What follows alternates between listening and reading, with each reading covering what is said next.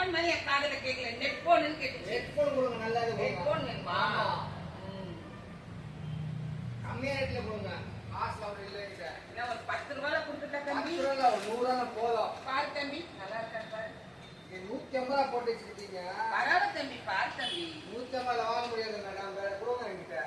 என்ன தம்பி நீ வந்து வியாபாரம் பண்றதுக்காக வந்திருக்கேன். நான் பாச்சில 150 ரூபாய். அதுக்கு நீ சாப்பாடு காசு வச்சிருக்க 50 ரூபாய். போடா போடா. இது என்ன வாங்கிக்கோ? 100 ரூபாய் இது. பாரு நல்லா